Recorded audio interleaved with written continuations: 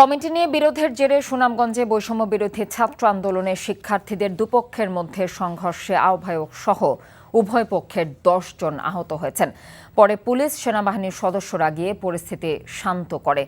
দুপুরে পৌর শহরের জেলা শিল্পকলা একাডেমি প্রাঙ্গণে এই ঘটনা ঘটে। শিক্ষার্থীরা জানায়, বৈষম্য বিরোধী ছাত্র আন্দোলনের সাংগঠনিক কাঠামো বিস্তারের লক্ষ্যে গত ১০ নভেম্বর কেন্দ্র থেকে শিক্ষার্থী ইমনউদ্দোজা আহমেদকে আহ্বায়ক ও মেহেদী হাসান সাকিবকে সদস্য সচিব করে ৯৯ জন সদস্যের সুনামগঞ্জ জেলা আহ্বায়ক কমিটি ঘোষণা করা হয়। এতে কমিটিতে স্থান না পাওয়া শিক্ষার্থীদের একটি অংশ ক্ষুব্ধ হন। এ নিয়ে দুপক্ষের মধ্যে পাল্টাপাল্টি ধাওয়া পাল্টা ও সংঘর্ষ হয়।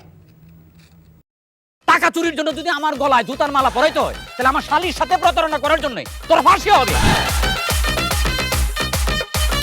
দুলা ভাই, আপনার তো ঘর জামাই বইলা একটা পরিচয় আছে, আমার তো তাও নাই।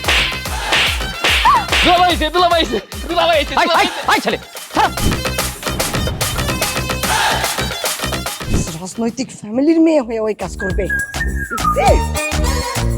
যারে পাবো হারে পিটাবো, রক্তের নেশায় ধরতে, রক্তের নেশায়, কাঁচা রক্তের নেশায় ধরতে। তোমার এই পলিটিক্স আমার বাম পকেটে থাকে। তোর বউরে জামেলা পাকাই। আমি তখন বিয়ে করিনি। দুইটার আমি গুলি করে মারু। মাসুদরা কোনোদিন ভালো হয় না। আপনার পোশাক আশাক দেখে কিন্তু আপনার তালুকদার বংশের লোক মনে হয় না আব্বা। আপনার মনে হয় যে আপনি ফকির বংশের লোক।